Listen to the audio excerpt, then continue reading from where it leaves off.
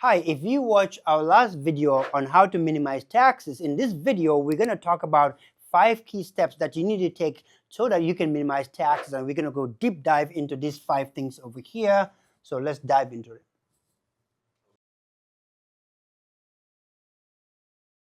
Now, the other thing that we're going to talk about is how to minimize taxes on your TSP. Right?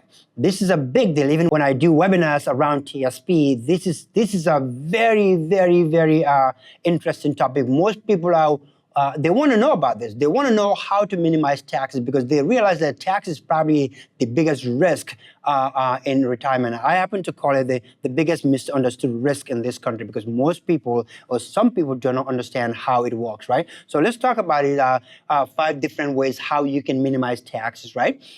Buy tax certainty, right? What do I mean by that? Pay the toll now, right? Pay it now, right? What do I mean by that? If you start putting money into your Roth TSP now, well, what you're doing is you're buying the certainty now because you're paying the taxes and knowing that that money later on is going to be tax-free when you meet all the requirements, right? So you want to make sure at least you take charge of that, be in control to know that you can go into retirement knowing that you're going to have some sort of like a tax-free income coming in. Because I tell you what, when you go into retirement and all of your income is a taxable income, I happen to believe that that is a very shaky retirement that you're living on, right? Because there's something that is vulnerable that you cannot control out there, which is taxes. It can go up, it can go down. Or unless you believe that taxes are going to go down, but I think most people would believe that the opposite is probably going to happen, right? So the other thing is like, create flexibility, right? Meaning that 2 buckets like in one level, right? So what do I mean by that? If you're not sure whether you should put all of your money in the traditional or into the Roth, well, why not do 2, right? Have one going into the traditional, have one going into the Roth, right? So let's say, for example, you go into retirement, you have $1 million. And you have $500,000 in the traditional, you have $500,000 in the Roth.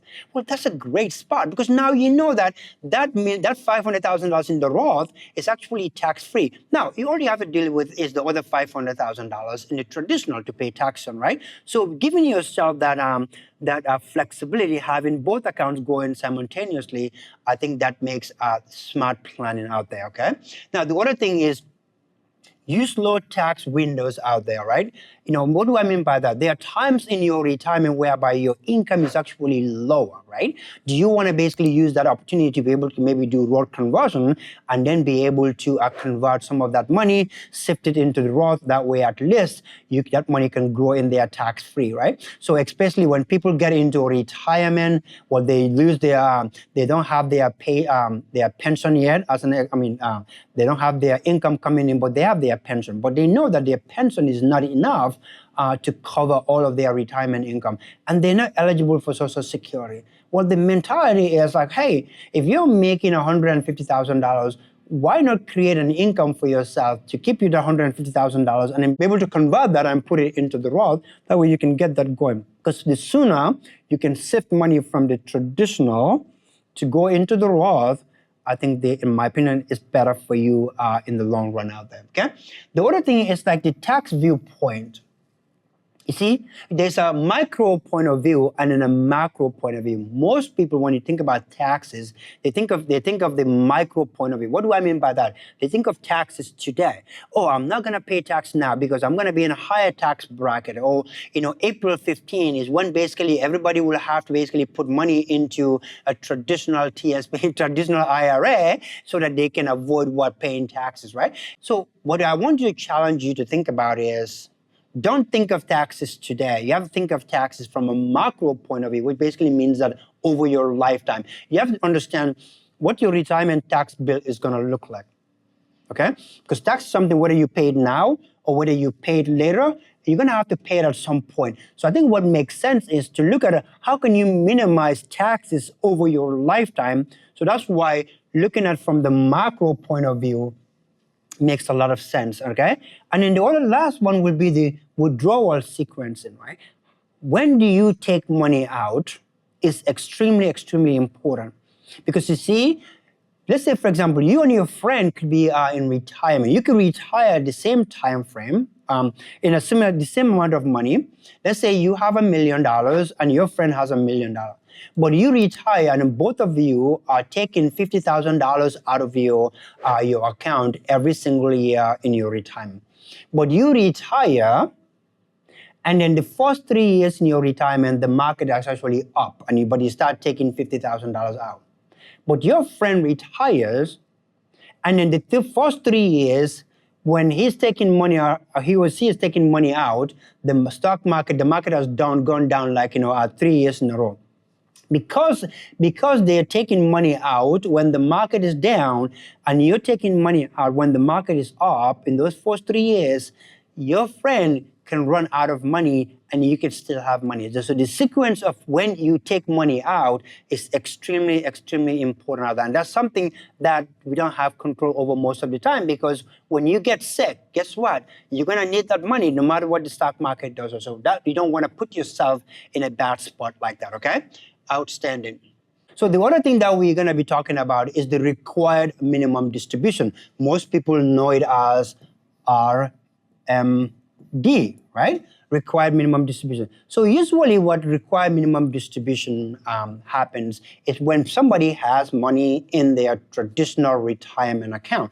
If you have a traditional IRA or you have a traditional TSP, then you're required to take that money out, required minimum distribution, right? But you have to take it out at a certain age that the government will force you out to take it out. So remember, think of it. When you put money into a traditional retirement account, all what you're doing is you're putting money in there, postponing paying tax until later on. The government will basically say, okay, we're not gonna have you pay tax, you keep it there until later on.